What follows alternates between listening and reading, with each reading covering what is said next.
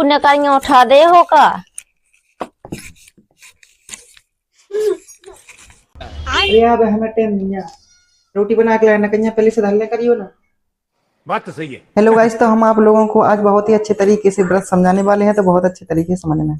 अब देख तू, अब देख तू, अब तू गया बेटा, अब तू गया, देख तेरी तो दोस्तों ये रहा हमारा व्रत। ये कहलाता है व्रत का केंद्र, ये कहलाती है व्रत की त्रिज्या, ठीक है। और ये जो हमारी है व्रत की परिधि कहलाती है। इस व्रत की परिधि को निकालने का सूत्र होता है 2πr। और इस परिधि के अंदर जितना ये क्षेत्र अच्छा है जी, इसको बोलते हैं ऐसा क्षेत्रफल। है क्या? और व्रत का क्षेत्रफल निकालने का सूत्र होता है πr², ठीक है। अच्छा। तो इसके बाद यदि ठीक इस है। केंद्र से हम यहाँ पर एक समझ त्रिज्या गया। ऐसी खींच दें और एक त्रिज्या ऐसी, तो ये जो हमारा एरिया हो गया ना, ये वाला, इसको बोलते हैं हम त्रिज्याखंड का क्षेत्रफल।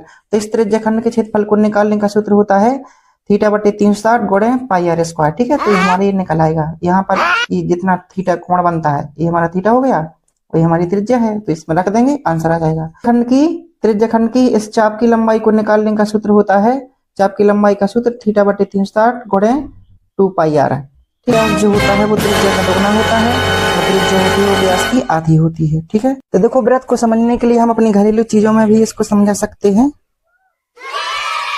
अब देखो दोस्तों, हम आप लोगों को समझाने वाले हैं रोटी में व्रत को। तो आप लोग देखो, यहाँ पर सबसे पहले हम निकालते हैं इसकी एक परिधि। ये कहलाती है हमारी क्या, परिधि।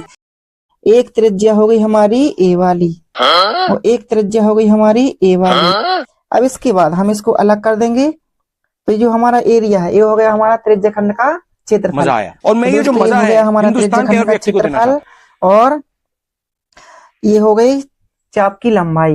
इसका सूत्र होता है निकालने का θ/360 गुणे 2πr।